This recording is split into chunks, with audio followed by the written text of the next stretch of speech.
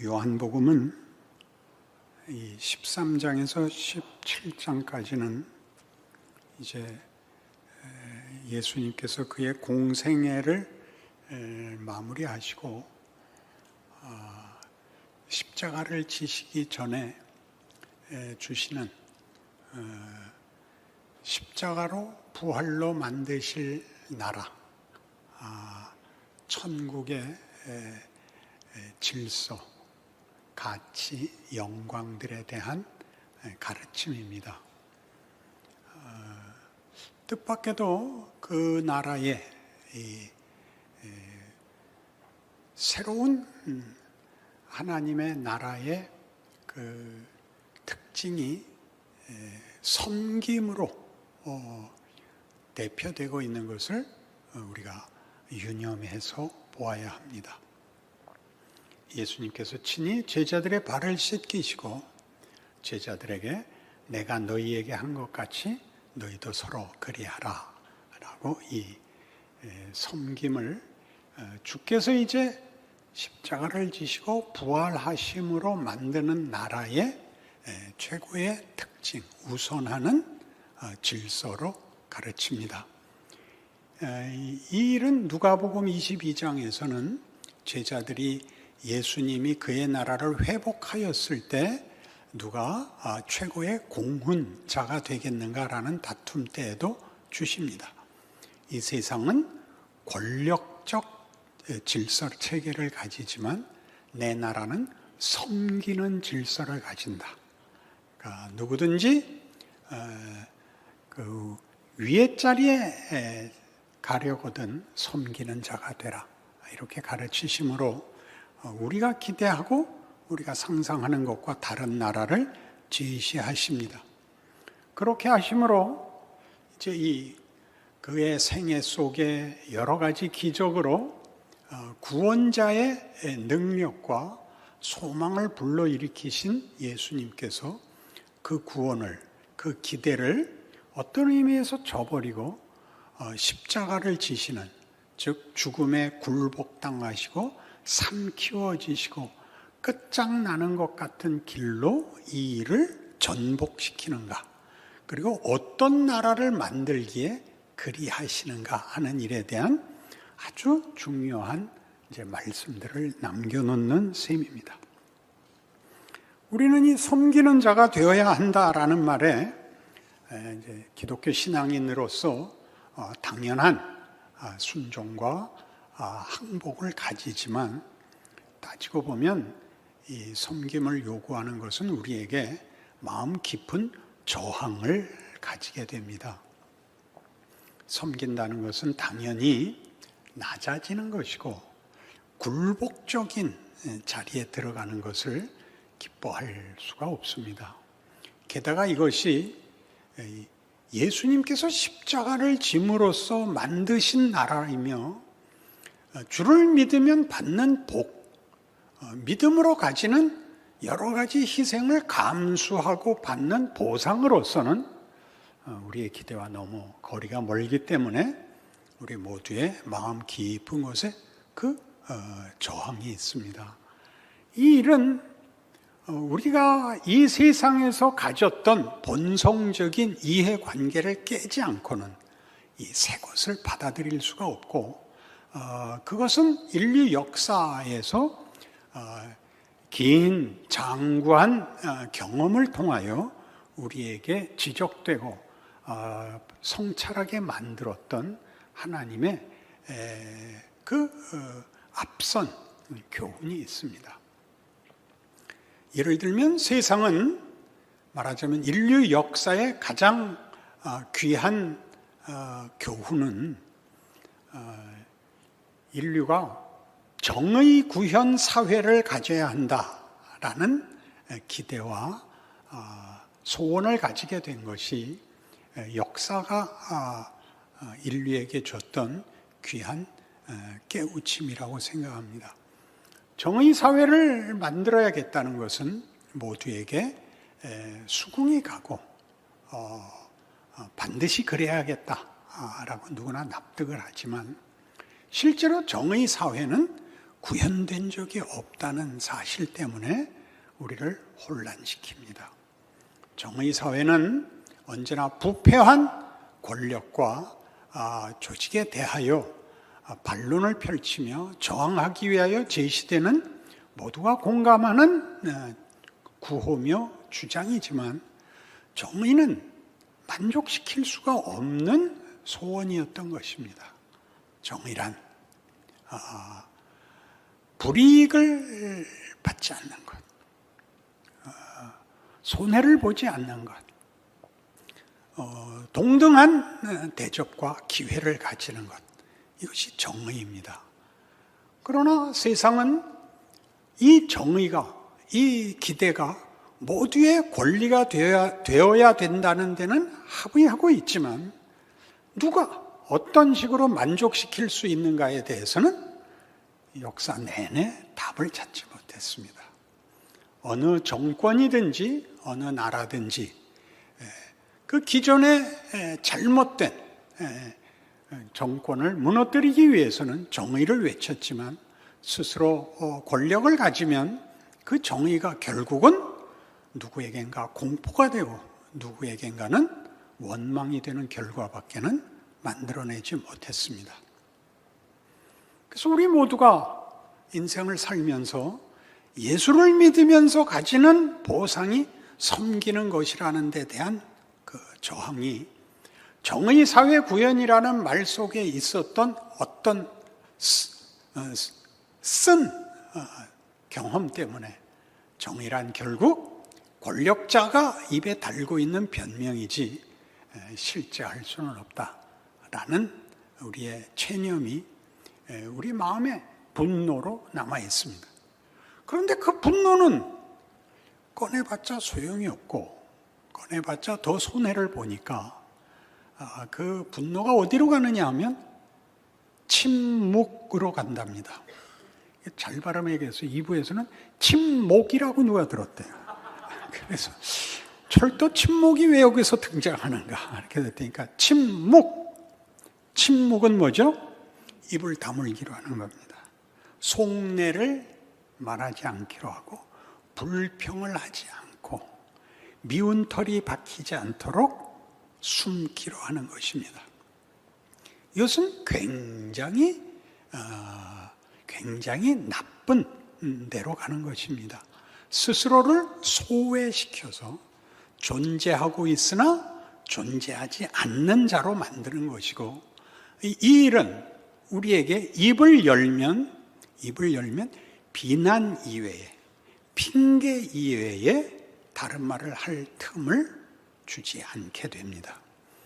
그런데 바로 이 분노, 이 침묵이 성경에도 고스란히 나와서 예수를 믿으면 다 마음이 평안해지고 입을 열면 찬송과 감사만 나오는가?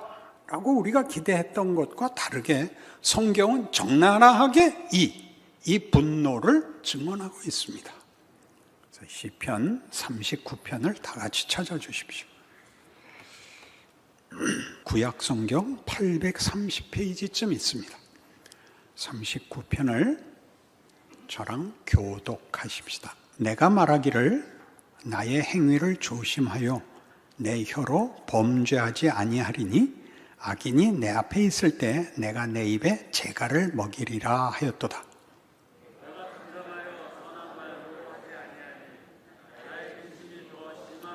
내 마음이 내 속에서 뜨거워서 작은 소리로 읊조릴 때 불이 붙으니 나의 혀로 말하기를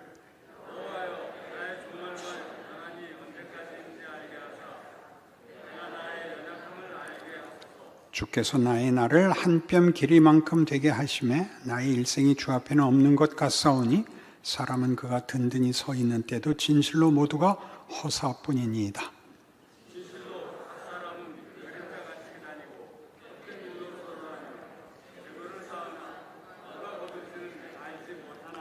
우선 한번 여기서 꺾고 넘어갑시다.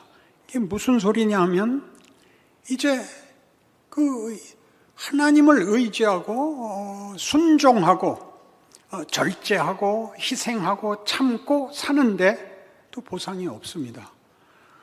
악당이 더 잘 되고 선한 자는 억울하기만 합니다. 마음속에서 분노가 일어나죠. 저 악당은 지가 가진 욕심보다 더 보상을 받고 나는 모든 것을 참고 정당하고 양심적으로 사는데 나는 왜 늘 내가 잘못한 것 같이 이런 처지에 놓여 있는가. 그래서 화가 나서 입을 다물어서 악당들이 앞에 있을 때에도 악한 말을 하지 않고 욕하지 않고 좋은 말 해야지라고 생각하자 드디어 참았던 화가 확 터져갖고 이렇게 터져 나오더라는 거예요. 하나님, 내가 살면 얼마나 살겠어요? 내 인생이 요만큼밖에 안 되는데 뭘 참으란 말이야 하고 으악 할 수밖에 없었단 말이에요. 7절부터 또 교독합시다. 주여, 이제 내가 무엇을 바라리요? 나의 소망은 주께 있나이다.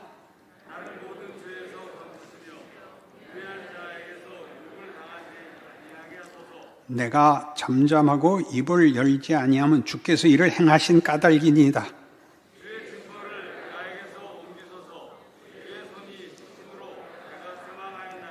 주께서 죄악을 책망하사 사람을 징계하실 때 그 영화를 존모금같이 소멸하게 하시니 참으로 인생이란 모두 헛될 뿐이니이다.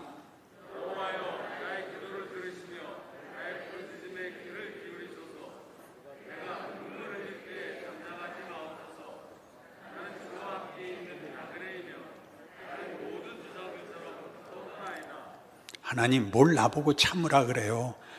인생은 다 그래요. 다 못났어요. 어떻게 위대해질 수가 있단 말이에요. 난 못해요. 그런 소리예요. 그래서 뭐라 그랬다고요? 나는 주와 함께 있는 나그네이며 나의 모든 조상들처럼 떠도나이다. 주를 믿지만 나는 한심불쌍하고 별 볼 일 없고 슬프고, 하나님 나한테 너무 뭐라 그러지 마세요. 그래서 마지막 구절은 같이 봅시다. 주는 나를 용서하사 내가 떠나 없어지기 전에 나의 건강을 회복시키소서. 살아있는 동안에 답 주세요. 죽으면 어떡하실래요? 공갈도 이쯤 되면 세죠. 이런 얘기가 왜 나온다고요? 우리는 보상이, 하나님의 보상과 내가 기대하는 보상이 얼마나 다른지를 겪게 되더라는 거죠. 우리가 침묵 속으로 빠지고 우리가 분노를 터뜨리는 이유는 내가 분노를 터뜨릴 이유와 자격이 있다고 생각하는 거죠. 나는 이런 대접을 받으면 안 돼. 나는 이거보단 난 대접을 받아야 돼. 저 밖을 봐. 저 악당들은 아무것도 모르고 순전히 악하게 사는데도 저렇게 사는데 나는 적어도 하나님을 알고 하나님을 믿는데 이게 뭐야? 이렇게 터져 나와서 뭐가 깨지냐 하면 침묵이 깨집니다. 침묵이 깨질 때는 답을 얻고 하나님의 기적을 맛보고 모든 것이 해결이 돼서 깨지는 것이 아니라 참다 못해서 더 이상 가슴에 담아둘 수가 없어서 터져 나오더라 이거예요. 확 나가다가 발길질을 하게 되더라 이거예요. 그래서 어디로 가느냐 하면 86편으로 갑니다.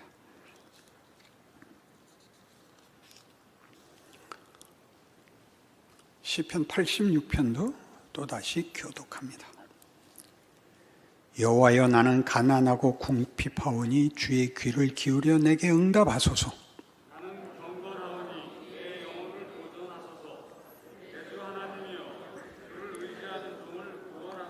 주여 내게 은혜를 베푸소서. 내가 종일 주께 부르짖나이다.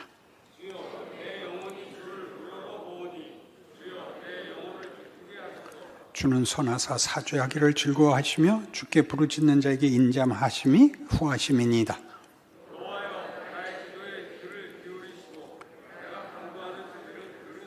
나의 환난 날에 내가 주께 부르짖으리니 주께서 내게 응답하시리이다.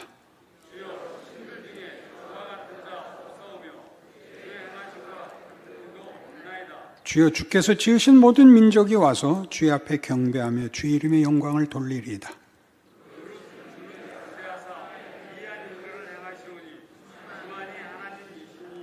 그러니까 이제 고함을 질러도 답이 없으니까 이제 뭐라 하냐면 하나님을 달래기 시작해요.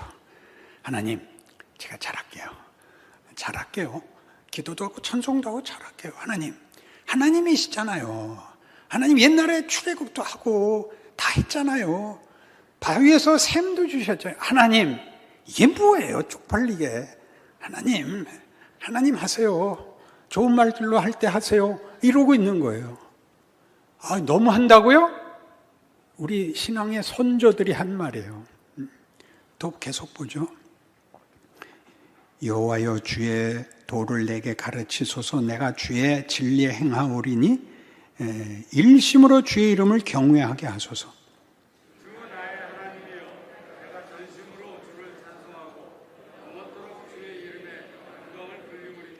이는 내게 향하신 주의 인자하심이 크고 내 영혼을 깊은 수월에서 건지셨음이니이다.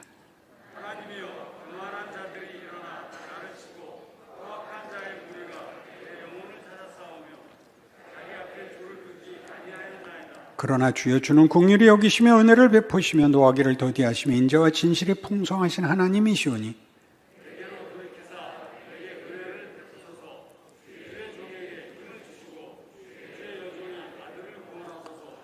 이제 하나님 이렇게 해서 하나님의 위대하심을 열방에 알리십시오. 하나님의 크심을 그의 종들에게, 그의 백성에게, 모든 인류에게 주의 위대하심을 나타내서 찬송을 받으소서. 이게 다 졸르는 거예요. 그래도 하나님은 답하지 않으세요. 하나님은 어떻게 답하셨느냐 하면 이 모든 분노와 이 모든 간절한 그 구걸에 예수로 답하세요. 예수는 말씀이라고 되어 있어요. 말씀이 육신을 입고 오시는 겁니다. 말씀이 육신이 되어 우리 가운데 거하심에 우리가 그의 영광을 보니 은혜와 진리가 충만하도다입니다. 말씀이란 대상이 있어야 되는 거예요. 대상이. 우리의 간구와 우리의 분노와 우리의 심지어 욕지거리까지 하나님이 그걸 다 받으사 하신 답이 예수라고요.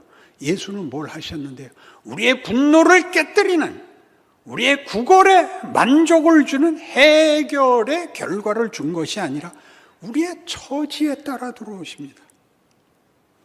우리의 분노, 우리의 어떤 조급함, 우리의 비천함, 우리가 가진 절망에 따라 들어오셔서 마치 이렇게 얘기하는 것 같아요.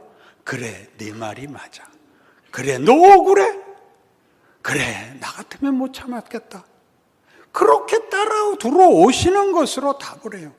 우리가 겪는 일을 해소시키고 문제를 해결하는 방식이 아니라 공감하시고 체휼하시고 우리의 삶의 그 억울함들을 가치 있는 것 같이 들어오셔서 함께 당하십니다.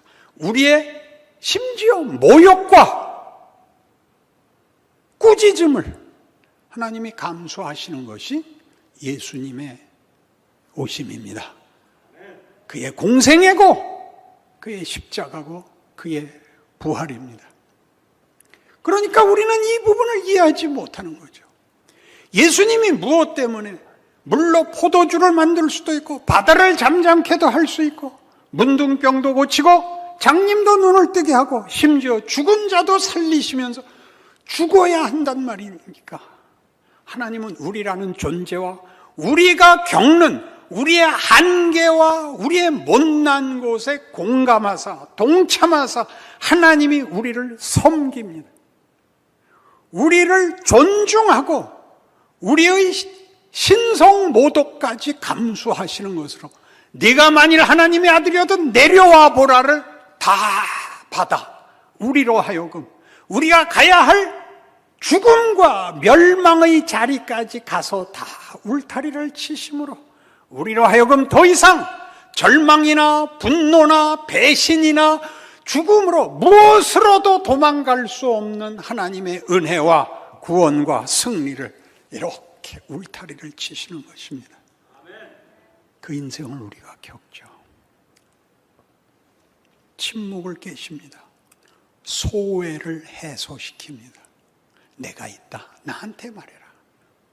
내가 있다, 나한테 말해라. 내 분노를, 내 슬픔을, 내 원망을, 내 절망을 나한테 얘기해라. 내가 다 받아마. 내가 네 하나님이다. 내가 네 아버지다. 너 오늘 슬퍼서 울었냐? 너는 혼자가 아니다. 너한테 일어난 모든 일은 내가 다 좋게 만들어주마. 너는 무럭무럭 자라라. 너는 깊고 심오한 위대한 존재가 되라. 나와 함께 가자. 그것이 우리의 인생인 것입니다. 이 코로나 위기가 오자 기독교계의 가장 지도자라고 할 수 있는 네 사람의 코로나에 대한 기독교적 해석을 내놓았습니다. 한 사람은 유명한 목회자인 존 파이퍼 목사님이고 나머지 세 분은 신학자들입니다. 존 레녹스라는 분과 톰 라이트와 월터 브루그만 네 분이 책을 썼죠. 존 파이퍼 목사님이 제일 간단하고 분명합니다. 이것은 하나님의 징벌이며 경고다. 회개하라. 구원과 영광과 복을 위하여 신앙을 든든히 하고 모든 세상 사람들아 회개하여 구원을 받아 함께 복을 누리자. 교회는 그 책임을 다하고 그 신앙을 지키는 일에 힘을 다 쏟자. 이렇게 말합니다. 이것은 분명하고 옳고 모두에게 힘을 주는 분명한 해석입니다. 문제는 우리 이거 했는데 이렇게 해서 낸 답보다 하나님이 더 가자고 한다는 사실입니다. 우리는 회개도 했고 각오도 했고 헌신도 했으나 하나님은 이상하게 그것으로 우리의 생애를 끝내지 않고 우리의 기도에 응답하시지 않고 마치 못 들으신 것 같이 그 다음으로 우리를 데려가셨습니다. 그 유명한 겟세마네 기도입니다. 예수님마저도 아버지께 이렇게 기도를 했죠. 아버지요, 할만하시거든 이 잔을 내게서 비켜주시옵소서.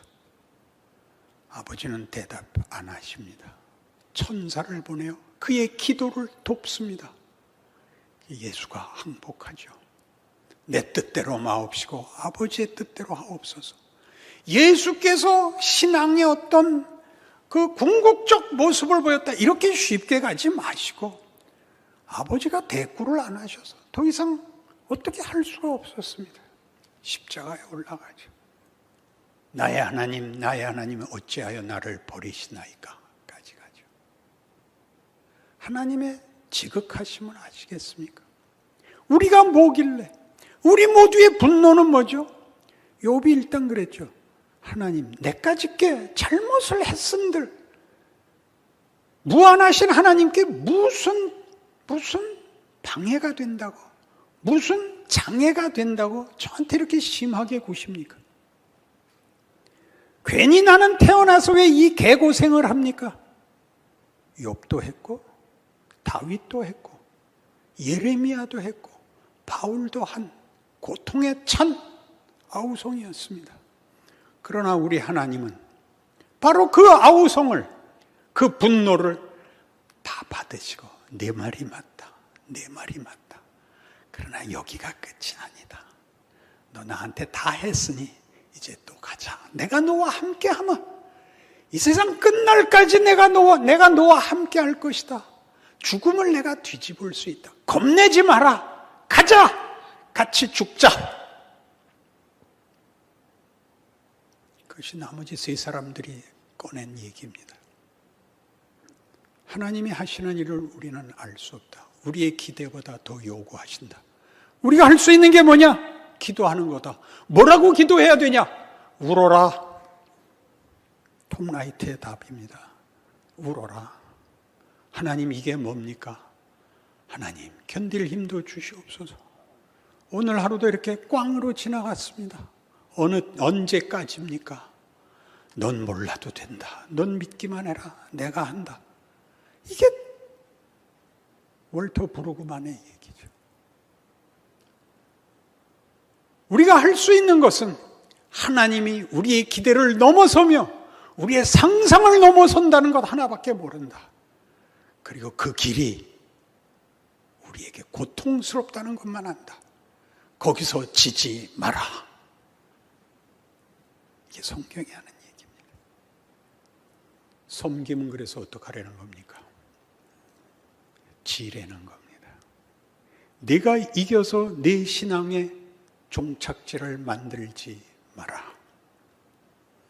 네가 져야 되고 네가 양보해야 되는 일들을 인생을 살아내라. 그것이 너에게 영광이고 명예라는 것 잊지 마라. 내가 앞서 갔다. 네가 만일 하나님의 아들이거든 내려와 보라를 내가 이겼다. 지지 마라. 그래서 여러분, 마음을 열어야 되는 것입니다. 어떻게요? 섬김으로. 안녕하셨어요? 힘드시죠? 건강은 어떠세요? 특별히 제가 도와드릴 일은 없을까요?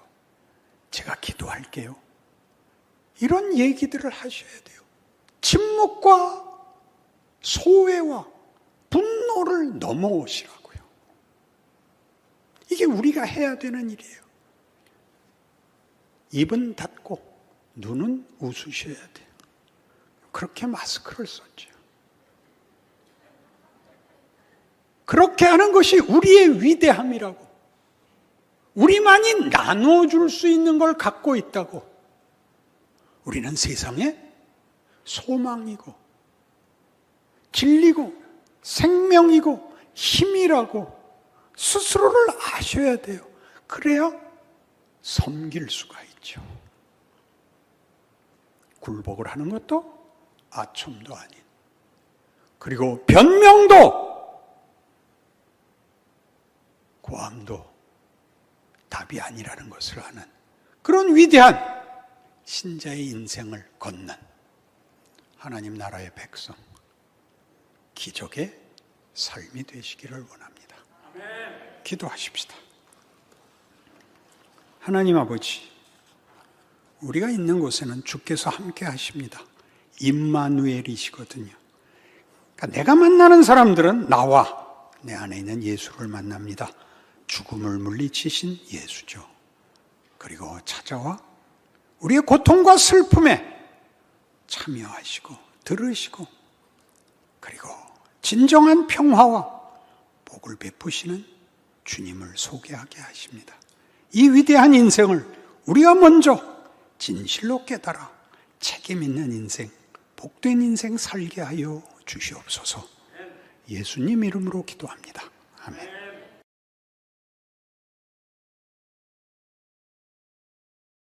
성전을 다 짓고 솔로몬이 온 백성을 모아 그 성전 봉헌식을 하는 것입니다.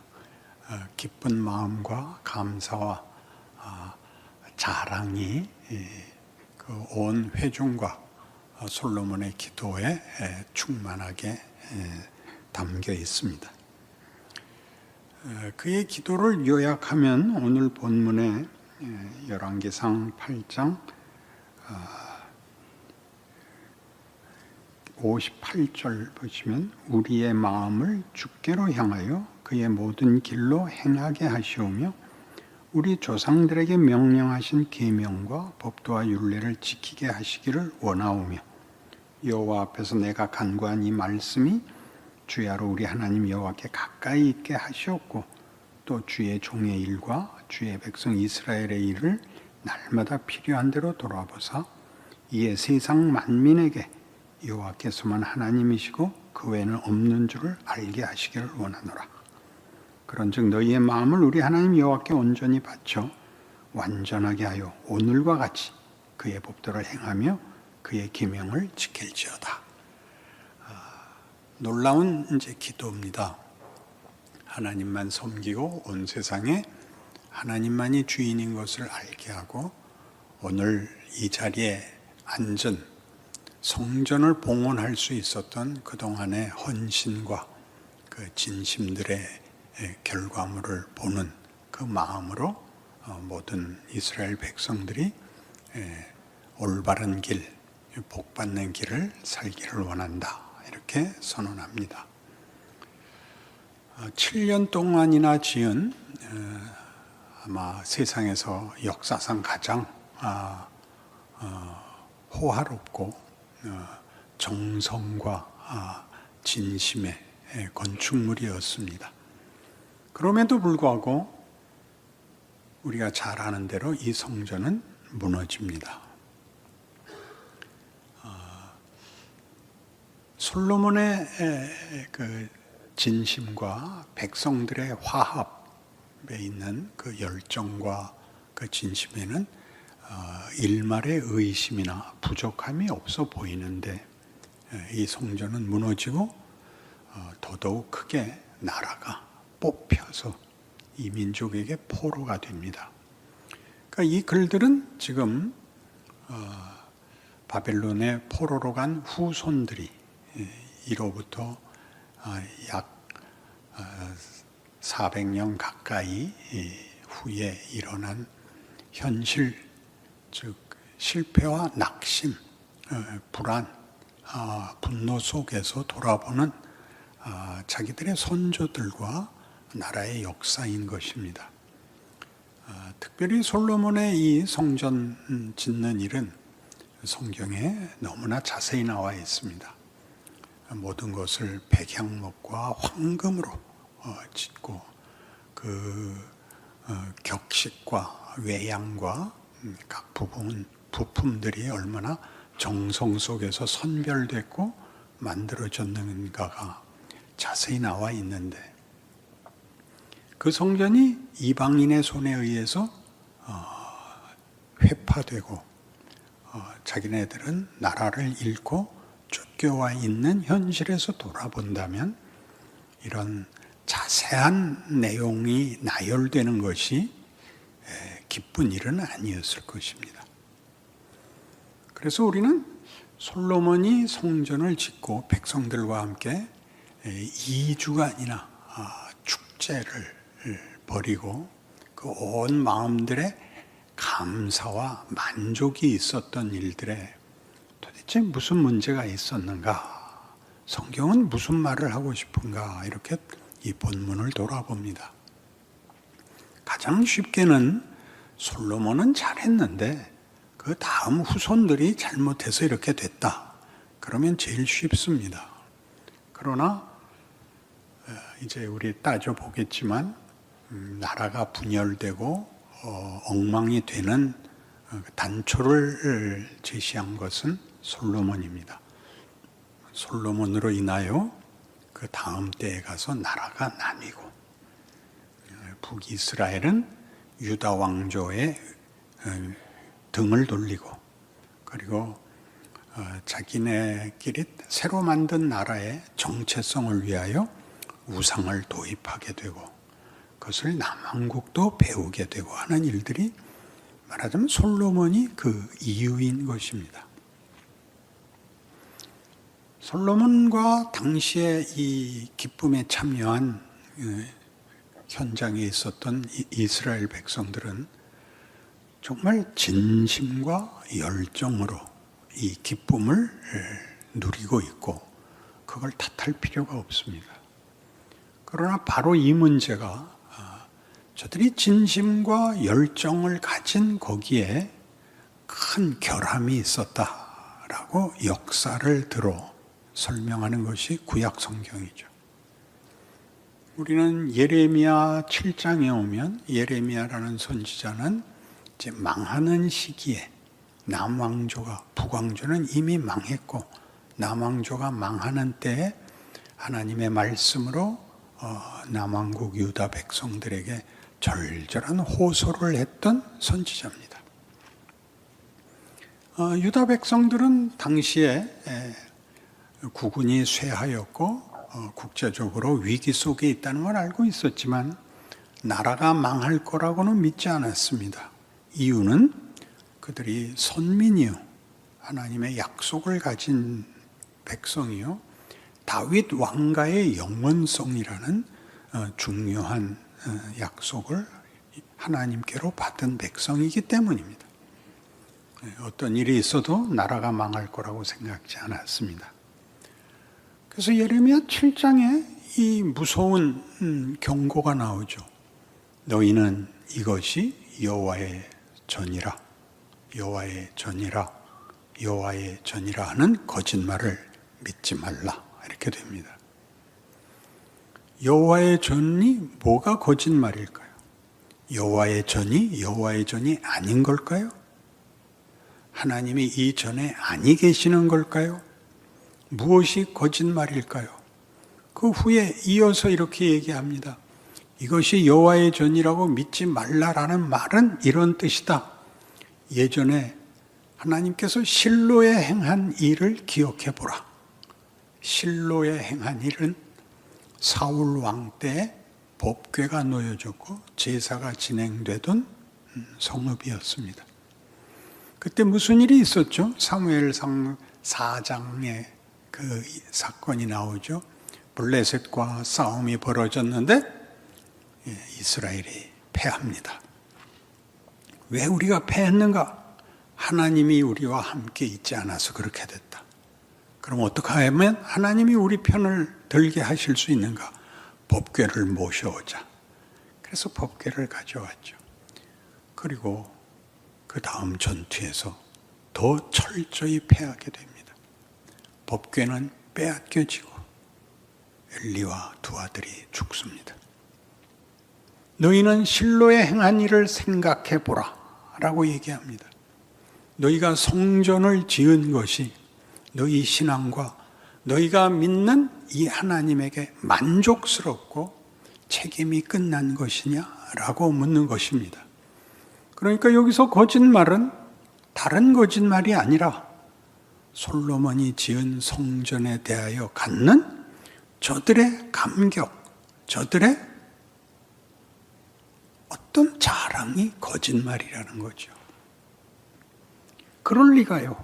솔로몬은 하나님께 지혜를 구하여 크게 칭찬을 받은 왕입니다. 어찌 그런 실수가 있을 수 있겠습니까? 그러자 성경은 이 부분도 똑같이 지적을 합니다. 같은 예레미야 선지자를 통하여 예레미야 9장 23절에 이렇게 꾸짖습니다. 여호와께서 이와 같이 말씀하시되 지혜로운 자는 그의 지혜를 자랑하지 말라. 용사는 그의 용맹을 자랑하지 말라. 부자는 그의 부함을 자랑하지 말라. 누구 보고 하는 소리 같아? 다 솔로몬한테 걸리잖아요. 자랑하는 자는 이것으로 자랑할지니 곧 명철하여 나를 아는 것과 나 여호와는 사랑과 정의와 공의를 땅에 행하는 자인 줄 깨닫는 것이라. 나는 이 일을 기뻐하노라. 그러니까 우리가 아차 싶지 않습니까? 솔로몬과 당시의 이스라엘 백성들은 결국 그들의 진심과 그들의 열심의 하자가 있었던 것이 아니라 무지했거나 순진했던 것이죠. 이 무지하고 순진하다는 것은 그들을 택하고 그들의 하나님이 되기로 하고 그들로 자기의 백성이라 약속하신 분이 어떤 분인지 무엇을 원하는지에 대해서 무지했던 것입니다. 이건 굉장히 구약을 이해하는데 가장 큰 주제일 것입니다. 우리는 출애굽기 19장에서 이미 애굽에서 기적 속에 꺼낸 그의 백성들을 향하여 하나님이 모세를 불러 이렇게 명하십니다. 백성들에게 가서 꼭 이렇게 전해라. 세계가 다 나의 것이다. 그런데 너희를 그 가운데서 내가 택하였다. 그러니 너희는 내 말을 듣고 나를 따르라. 그렇게 하면 너희는 내게 제사장 나라가 되고 너희는 내게 거룩한 백성이 될 것이다. 여기에 다시 순종이 등장을 하죠. 우리가 구약을 읽는데 제일 어려운 주제가 이 자유와 순종의 문제입니다.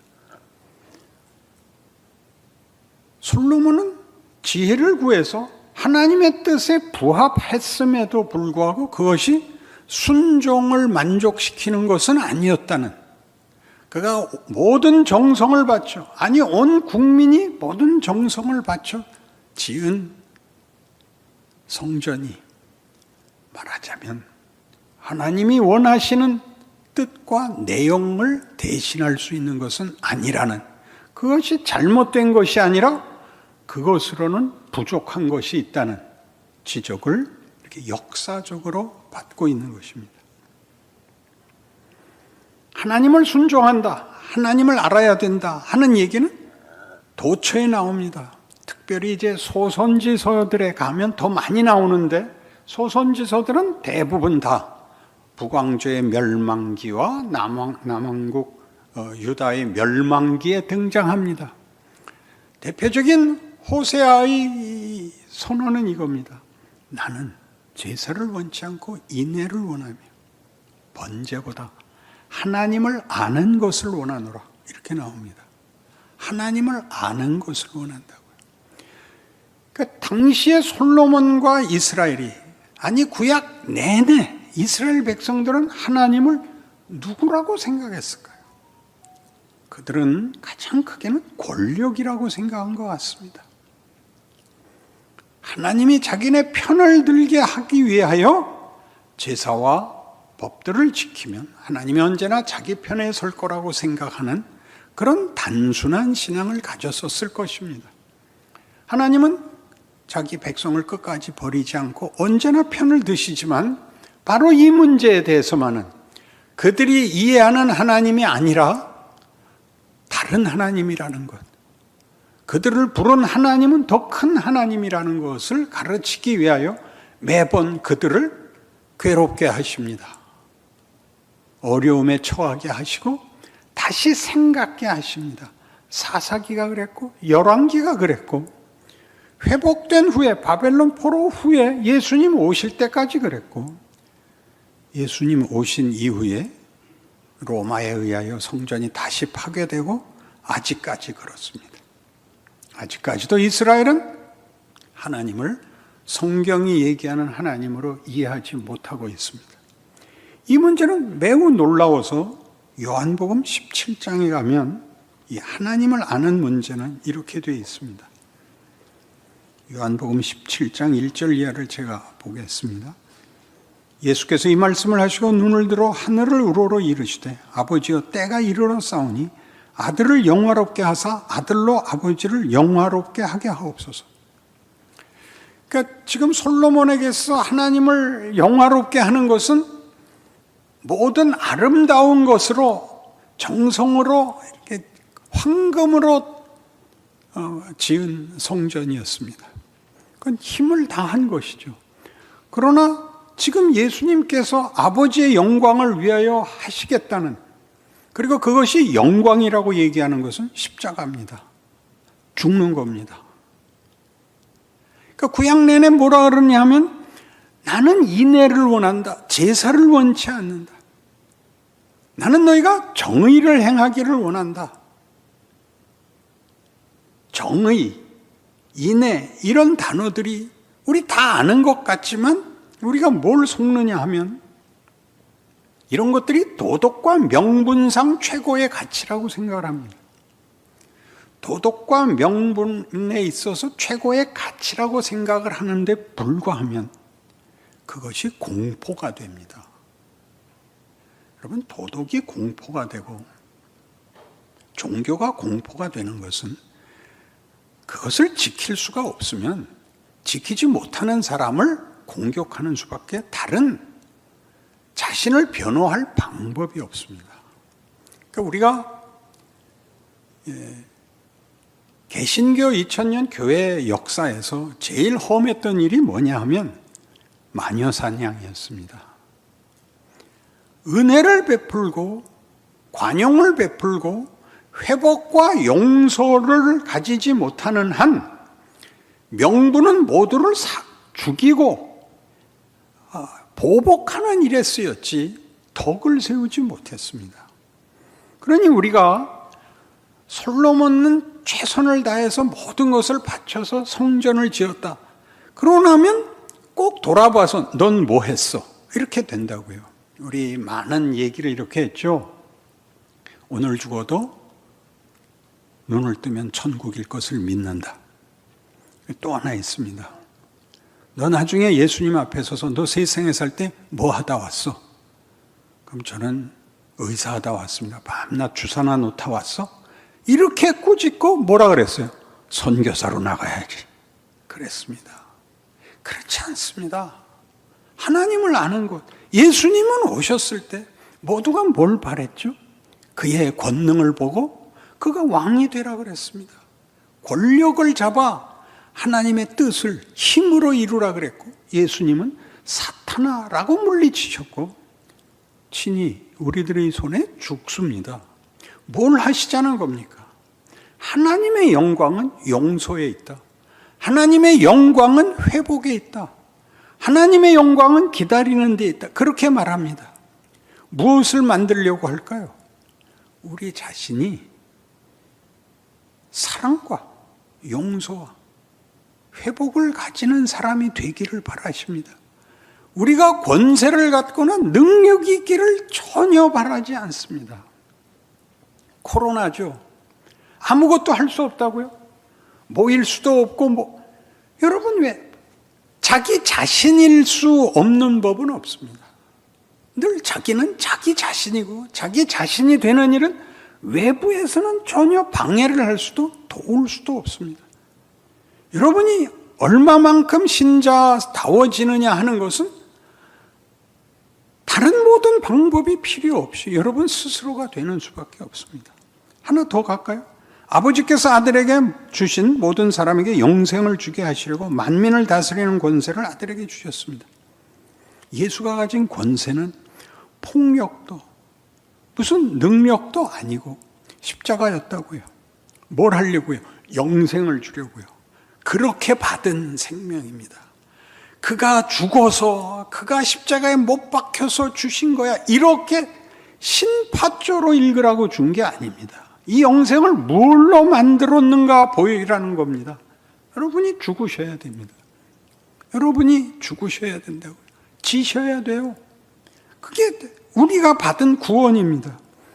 영생은 곧 유일하신 참 하나님과 그가 보내신 자 예수 그리스도를 아는 것입니다. 여러분은 예수를 누구라고 아세요? 누구라고 아는 거예요?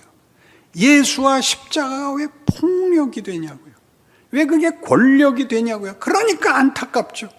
하나님 저에게 힘을 주세요. 그럼 제가 다 할게요.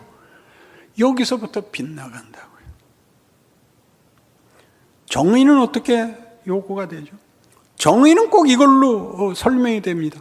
과부와 고아를 돌아보라. 여러분, 고아원 짓자, 요양원 짓자는 물론 아닙니다. 구제하라는 얘기가 아닙니다. 무력한 자를 인간 대접해라, 그러는 말입니다. 언제나 한 사람. 여러분, 이거 언제나 할 수 있습니다. 여러분에겐 이웃은 언제나 있습니다. 가족이 있습니다. 여러분이 사람을 대할 때 그 사람을 한 인격으로, 어떤 존재로 하나님이 그 아들을 보내요 그의 백성으로 삼으려는 대상으로 보라는 하나님을 아는 이 마음을 갖지 않는 한 우리는 늘 핑계가 생깁니다. 예수 잘 믿고 싶은데 안 돼요. 해보신 적이 없잖아요. 예수님은 이렇게 우리한테 선언하셨습니다. 수고하고 무거운 짐진 자들아. 이게 다 우리입니다. 성전 짓기에 수고하고 이게 종교적인 어떤 지위와 보상을 확보하기 위하여 수고하고 무거운 짐진 자들아 다 내게로 오라. 내가 너희를 쉬게 하리라. 나는 마음이 온유하고 겸손하니 내 멍에를 메고 내게 배우라.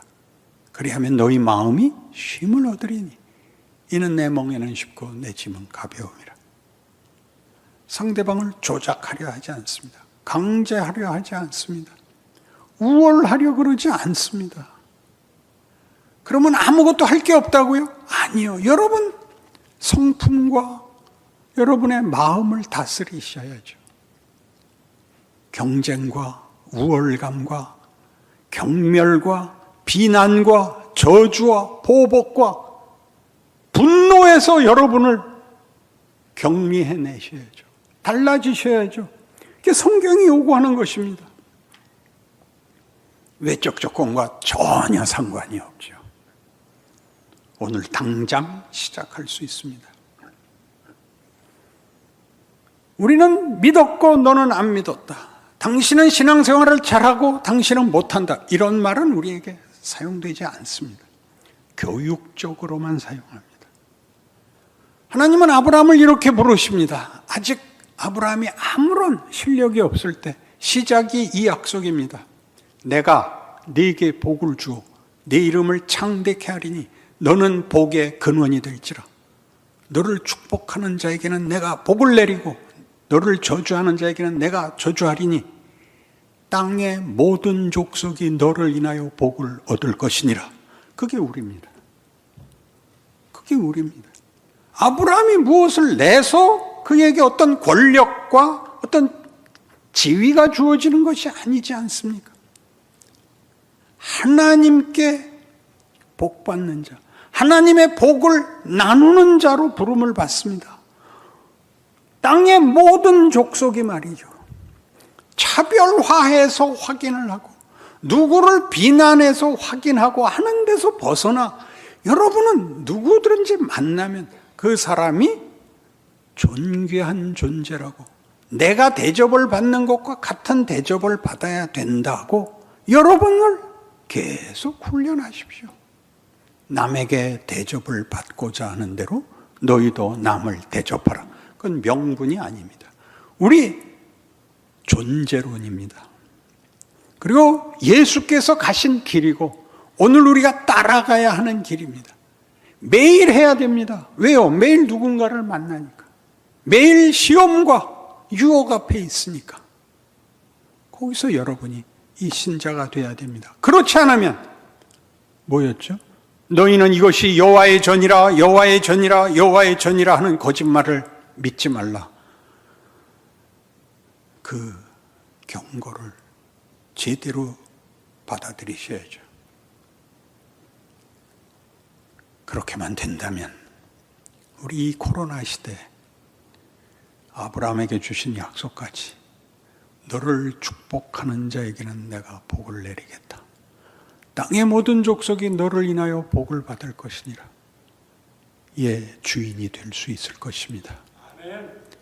이 하나님을 아는 지식과 신앙과 여러분의 현실이 되시기를 바랍니다. 기도하십시다.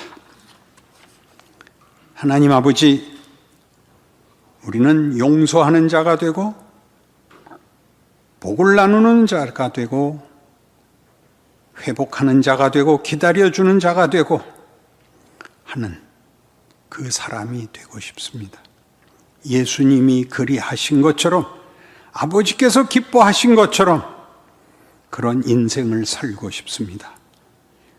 아무에게도 핑계를 댈 수 없고 책임을 전가할 수 없습니다. 오늘 주의 말씀 앞에 서서 오늘부터 다른 인생을 살기로 결심하고 훈련하고 연습하고 기도하여 승리하고 감사하는 자리에 이르게 하시옵소서. 예수님 이름으로 기도합니다. 아멘. 오늘 본문인 요한복음 3장 16절은 예수 믿는 사람들이라면 다 외우고 있고 익숙한 구절입니다. 이 16절과 17절은 하나님의 구원의 선포, 구원을 베풀기 위하여 보내신 성자 하나님의 목적, 이런 것들을 우리가 생각하는 것보다 좀 더 스케일을 크게 얘기하고 있다는 것을 다시 보실 필요가 있습니다. 그러니까 하나님이 세상을 사랑해서 세상의 구원을 베풀기를 원하셨답니다. 17절에 보듯이 하나님이 그 아들을 세상에 보내신 것은 세상을 심판하려 하심이 아니요 그로 말미암아 세상이 구원을 받게 하려 하심입니다. 그러니까 한 개인의 구원만의 문제가 아니고 인류뿐 아니라 세상, 창조 세계의 회복이라는 훨씬 큰 구원이 제시되고 있죠.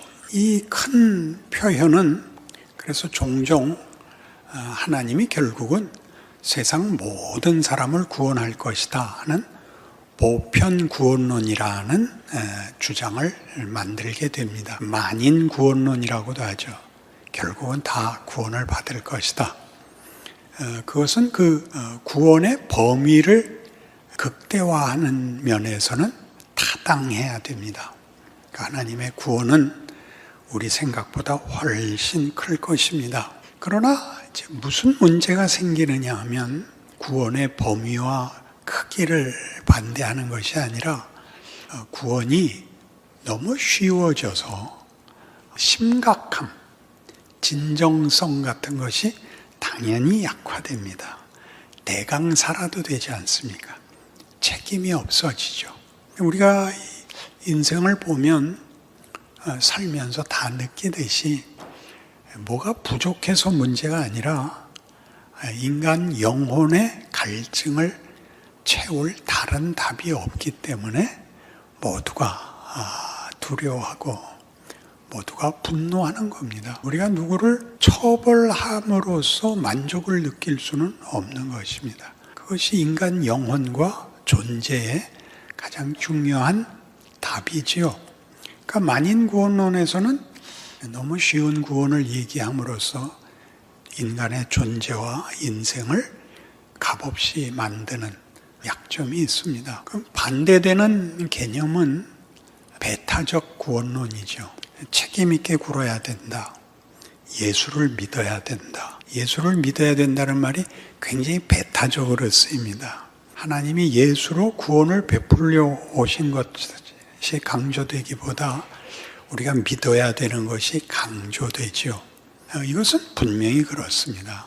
인간은 이 구원에서 자신의 정체성과 운명과 실존에 대한 깊은 반응이 있어야 됩니다. 그러나 여기에는 또 어떤 문제가 있냐면 은혜와 실존이 없어집니다. 은혜는 우리의 책임보다 더 커야 맞고 또 현실이 해결이 돼야 맞는데 이 구원론을 아무리 펴도 현실적인 만족이 있는 신자는 없습니다. 우리는 전부 우리의 구원받은 정체성 그리고 운명을 배타적 구원론에서는 어떻게 써먹느냐 하면 난 믿었고 넌 안 믿었다. 그래서 넌 지옥 가고 난 천국 간다. 이렇게 한단 말이죠. 제일 많이 들었던 검문소에서의 검문이 뭐였습니까? 당신은 구원 확신이 있으십니까? 이거 한 번씩 다 당해보셨죠? 신분증 좀 보실까요? 어느 날 어디에서 어떻게 구원 받으셨습니까? 이건 우리에게 매우 중요한 질문이었습니다. 이것이 영생의 문제며 운명의 문제라는 걸 가르쳐 줬습니다. 그런데 문제는 우리가 아직 그 결국에 가 있지 않은 현실을 살아내야 한다는 문제에는 답을 못했습니다. 그러니까 우리는 우리의 운명을 확인하기 위해서만 구원 확신을 논한 게 아니라 믿지 않는 자들을 필요 이상으로 비난해서 우리를 안심시키는 수밖에 없었습니다. 그러니 전도도 어떻게 됐냐면 예수 천당은 맞습니다. 불신 지옥이 어디가 더 강세점이 있을까요? 너 안 믿으면 죽어. 이게 강하고 우리 많이 쓰는 자기 변명, 자기 안심이 뭐죠? 하나님은 아실 거야. 이거 아닙니까? 그게 무슨 말이에요? 지금은 안 알려주고 있는 거죠. 그러니까 이렇게 미룰 수밖에 없는 현실을 살게 됐다는 것이 어떤 우리가 이 구절에 대한 오해인가? 이게 오늘 본문에 우리가 풀어야 할 내용입니다. 하나님은 구원을 위하여 그 아들을 보내십니다. 육체를 입고 오게 하십니다. 굉장하죠? 영혼이 구원받는 게 아니라 육체도 부활하여 완성된다고 믿는 게 우리 기독교의 종말론입니다. 그리고 역사의 딱 중간에 오십니다. 역사의 한복판에 오셔서 과거가 있고 아직 남아있는 미래 사이에 오셔서 인류를 구원하시죠. 그러니까 존재들을 구원하시는데 과거의 존재, 지금의 존재, 앞으로의 존재까지 구원하십니다. 그러니까 말하자면 예수님은 과거와 미래 사이에 한 일정한 시간에 오셔서 과거와 미래는 살아보지 않은 자리에 있었고 또 유대 땅에 태어나셔서 다른 나라는 경험하지 않은 나라에서 자기 생애를 보내십니다. 그러니까 예수님은 어떤 의미에서 역사와 공간의 속에 잡혀 있습니다. 뭘 어떻게 하려면 그 바깥에서 세계보다 시간보다 더 큰 데서 뒤집어야 되는데 그 한계에 들어오셔서 시간과 공간을 운명을 결정해 버리시거든요. 그러니까 어떻게 그런 일이 있느냐의 문제가 아니라 그렇게 하셨더라는 거죠. 예수님이 오셔서 시간과 공간과 육체로 그리고 그때 어떤 언행으로 하나님의 구원을 하나님의 목적을 우리에게 보이셨고 이루셨다. 이게 성육신의 교리요 십자가 신학이요 부활 소망이라 이렇게 표현되고 있습니다. 그러니 우리가 어떤 한 사람을 예수 믿는 문제로 얘기할 때 그가 오늘 죽어도 천국에 갈 것인가? 이게 우리의 현실적인 질문이 아니라 결국 천국에 갈 사람이 오늘 왜 이렇게 복기고 살아야 되는가? 신자는 그 약속만 있고 현실화되지 않은 정황은 어떻게 이해해야 할까? 무엇을 할 수 있는가? 예수 믿는 자는 뭐가 다른가? 이렇게 물어야 되는 것입니다. 그래야 답이 나오죠. 모두 다 도망갔잖아요. 천국으로 도망갔잖아요. 여기 살고 있는데 답은 다 천국이잖아요. 죽으면 천국 간다. 천국에 가면 너 없을지도 몰라. 있다고 말밖에 할 게 없잖아요. 그게 아니라 천국에 갈 사람은 세상 사람들이 내세도 없고 말하자면 낙관할 아무 의지가 없는 상태에서도 현실을 살아낼 수밖에 없는 이 외면할 수 없는 현실을 예수를 믿으면 뭐라고 이해하고 뭐라고 답을 하는가 해서 책임을 져야죠. 이걸 세계관이라고 그럽니다.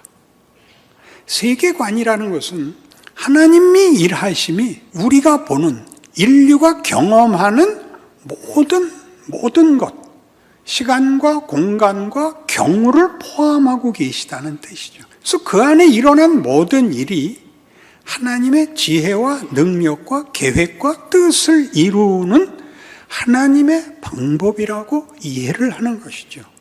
세상에서의 세계관은 예를 들면 자연주의란 생로병사입니다. 그리고 다른 종교들은 현실적인 필요에 대한 울부짖음밖에 없습니다.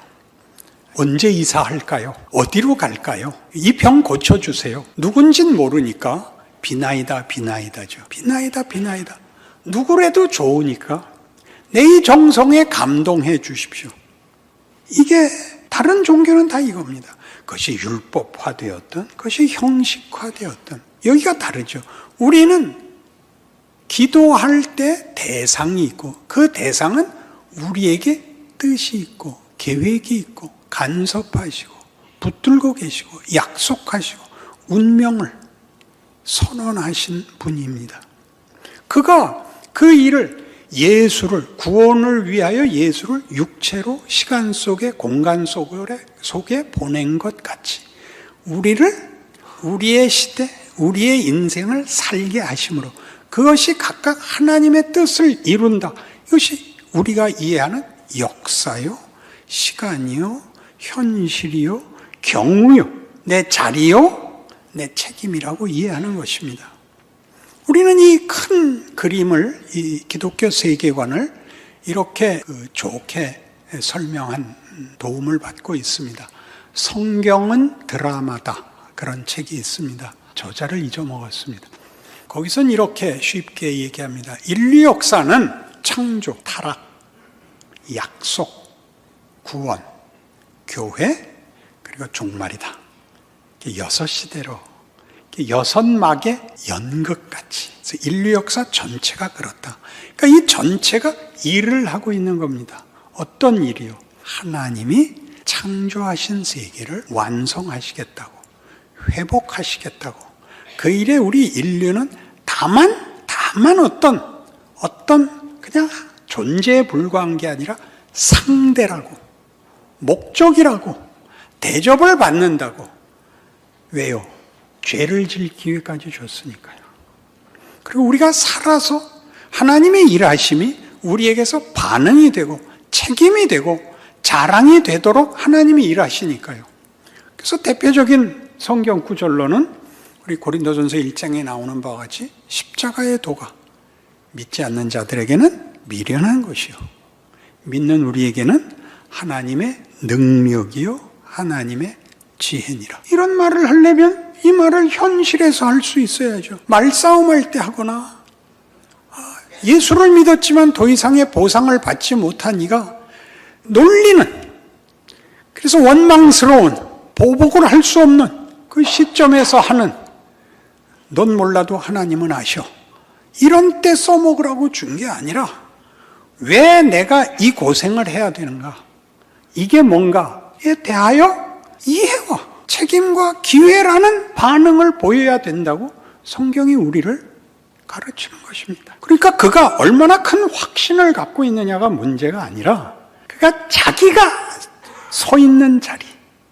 인류의 긴 역사 속에서 많은 과거와 교훈을 갖고 지금 예수 믿어 오늘을 사는 지금의 현실, 지금의 대한민국, 정치, 경제, 사회, 교육, 국방, 모든 걸 다 포함해서 옛날부터 넘어온 유산, 국민적, 민족적 정서, 이런 걸 다 포함하여 지금 내가 사는 현실, 내가 붙들린 자리에서 나는 내 인생을 어떻게 이해하고 어디로 가야 하고 책임이 뭐고 기회가 뭔지 안다 라고 반응을 하셔야죠. 난 믿어. 이건 도망가는 겁니다. 이 문제 풀어봐. 나는 예수 믿는 데니까. 하나님이 세상을 사랑하사, 이처럼 사랑하사 독생자를 주셨으니 그 시간을 끌고 오시죠. 벤허를 보시면요, 또 벤허? 굉장한 영화입니다. 요즘은 영화에 광고를 넣으려고 예전에는 영화를 한 편을 한꺼번에 해줬어요. 앞에 광고하고 끝나고 광고했는데 이제 광고를 더 하려고 1부, 2부로 잘랐죠. 1부하고 광고가 2번 나와요. 어떻게 2번 나오냐면 1부 끝 광고와 2부 시작 광고가 나와요. 그리고 2부를 하죠.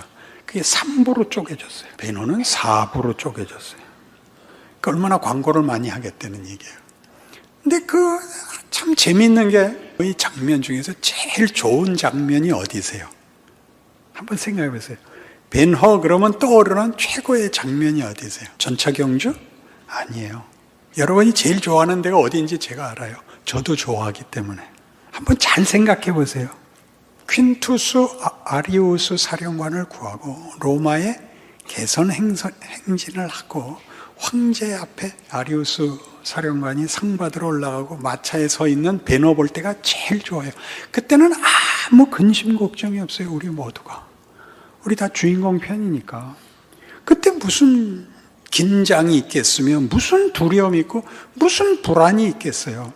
그래서 우리가 제일 좋아요. 근데 그러고 끝나면 안 되죠. 그것쯤은 아시죠? 그럼 베너가 대박을 터뜨릴 수가 없잖아요. 본문을 담을 수도 없고. 그 다음에 좋아하는 건 이제 전차경주예요. 긴장되죠. 아슬아슬하고. 그러나 메살라를 죽였는데 답이 안 나오잖아요.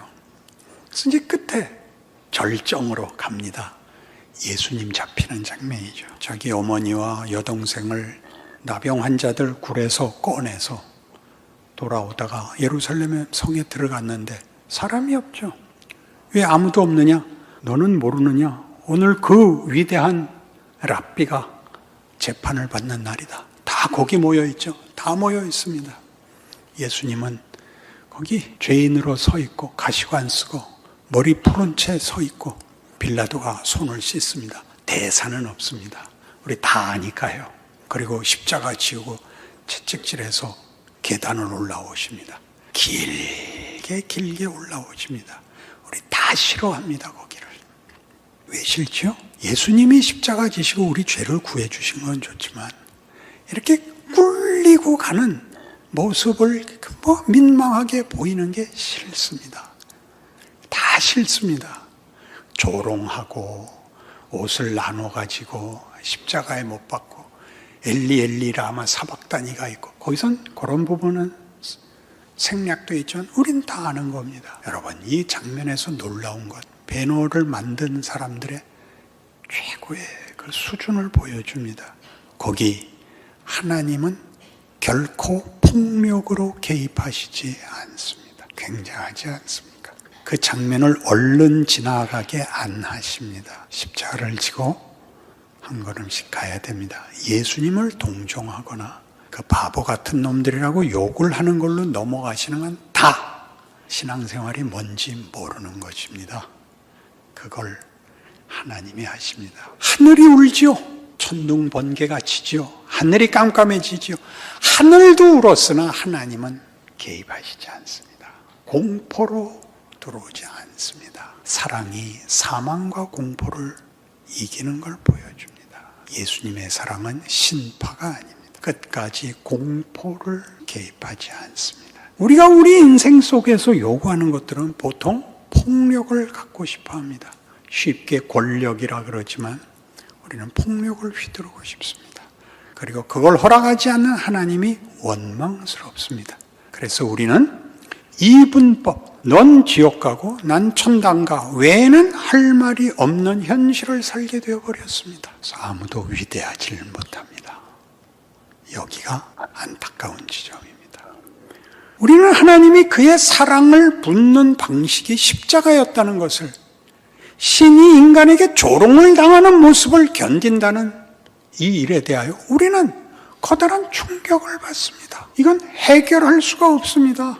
이건 마지막 날에 우리가 우리 몸의 부활을 입고 하나님 앞에 서야만 할 것입니다. 그러나 하나 분명한 것이 있습니다. 하나님의 사랑은 폭력과 공포의 유혹과 시험을 넘어서 있다. 이것만은 우리가 압니다. 끝없이 용서하신다. 그리고 이기신다. 이기신답니다. 그러니 우리는 우리의 생애에서 우리가 이 역사 속에, 현실 속에 세상에서 살아가는 방법으로 신자를 완성하겠다는 하나님의 구원을 인정하고, 사람을 넌 나쁜 놈이야, 넌 예수 안 믿잖아, 이렇게 이분법으로 재판하지 마시고 그 안에서 살아내셔야 됩니다. 왜 이런 일이 있어? 를 얘기하면 안 됩니다. 여기선 어떻게 할래? 라는 질문 앞에 서야 됩니다.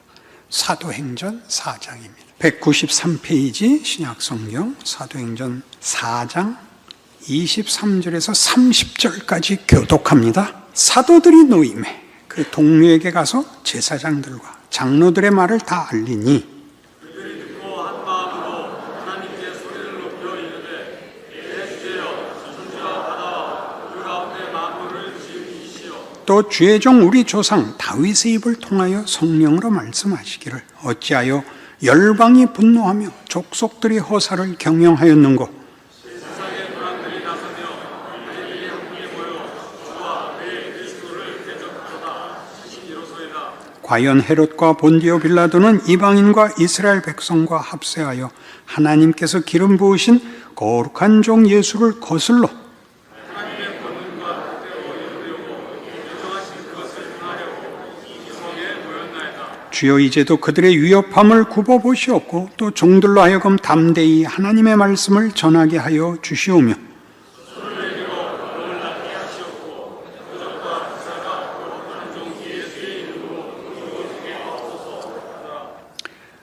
언제냐고요? 초대교회가 예수를 전파함으로써 정치, 종교 지도자들이 그들을 핍박하는 장면입니다.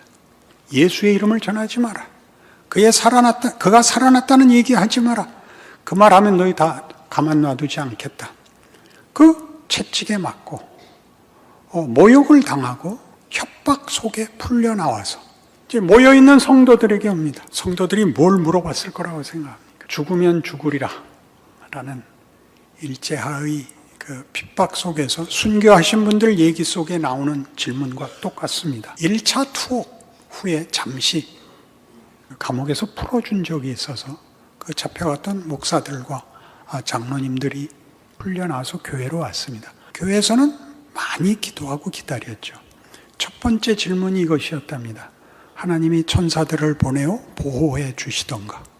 답은 아니요 였습니다. 우리의 역사입니다. 지금도 똑같은 겁니다. 어떻게 됐습니까? 저들이 우리가 계속 이러면 가만두지 않겠다고 그러더라. 뭐라고 대꾸했습니까? 맞습니다. 시편 2편에 예언한 것 같이 세상은 하나님의 일을 거절하고 방해합니다. 그러나 그것으로 하나님이 일을 하신답니다. 저것들이 하나님의 일을 하러 여기 모여서 악역을 하고 있으니 우리는 선한 역 하겠습니다. 이게 초대교회의 결심입니다. 저것들 다 없애주십시오. 아닙니다. 손을 내밀어 병을 낫게 해주십시오. 권력이 되거나 폭력이 되지를 않습니다. 천국의 비밀을 증거하지만, 신비가 드러나지만 권력을 잡지 못합니다. 속 시원한 밀어붙이기가 없습니다. 이거 당합니다. 그래서 31절 다 같이 읽어보실까요? 빌기를 다하며 모인 것이 진동하더니 무리가 다 성령이 충만하여 담대히 하나님의 말씀을 전하니라. 성령이 이때 나오시면 안 되죠. 아까 나왔어야 되잖아요. 잡혀갔을 때. 그때 성령이 나와서 채찍 든 놈 딱 째려보면서 너 죽을래? 그랬어야 되는 거 아니에요. 그렇게 안 하신다니까요. 그게 하나님이 우리에게 요구한 하나님의 신비라고요. 십자가는 하나님의 능력이요, 하나님의 지혜라고. 이걸 받아들이지 못하면 우리는 현실을 살 수가 없습니다. 도망가거나 외면할 수밖에 없습니다. 이 기간을 줍니다. 사도 요한이 이거 쓰고 사도행전 누가 갔을 때 이거 잘난 척하고 쓴 거 아닙니다. 다 도망갔었습니다. 세상이 악역하는 거는 봐줄 수 있지 않습니까? 제자들이 도망간 건 얼마나 창피합니까? 그것입니다. 우린 다 도망갔었다. 우린 그때 몰랐다. 우린 하나님이 이를 십자가로 할 거라고는 상상도 못했다. 그게 가장 큰 하나님의 권능이고 하나님이신 자기 증명이었다. 우리는 항복한다. 이게 성경이 증거하는 하나님과 그의 아들 예수와 십자가에서 이루어내고 지금 하시는 일입니다. 역사 속에서 하나님이 그의 구원을 이야기로 담아내고 줄거리로 담아내고 모든 경우에 우리를 세운답니다. 우리를 세웁니다. 우리로 일합니다. 시간과 공간의 속에 잡혀 들어와서 자기를 잡은 공간과 시간을 뒤엎지 않습니까? 오병이어의 기적이죠. 5개 떡, 물고기 2마리로 다 먹고 남는 거죠. 하나님은 이 방식을 요구하셨고 우리에게 이 동참을 내가 내 백성이 되었으면 내가 네게 준 구원을 제대로 이해한다면 내 인생이 얼마나 굉장한지 어떻게 해야 되고 무엇을 해야 되는지 배워라. 한꺼번에 하라 그러지 않으니까 걱정 마십시오. 한 걸음씩 나아지셔야 됩니다. 에베소서 3장에 가실까요? 312페이지 에베소서 3장 14절에서 끝절까지 교독합니다. 이러므로 내가 하늘과 땅에 있는 각 족속에게 그의 영광의 풍성함을 따라 그의 성령으로 말미암아 너희 속사람을 능력으로 강건하게 하시오며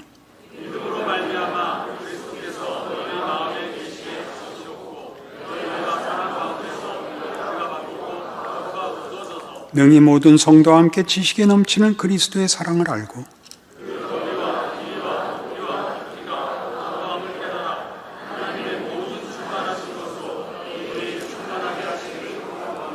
우리 가운데서 역사하시는 능력대로 우리가 구하거나 생각하는 모든 것에 더 넘치도록 능히 하실 이에게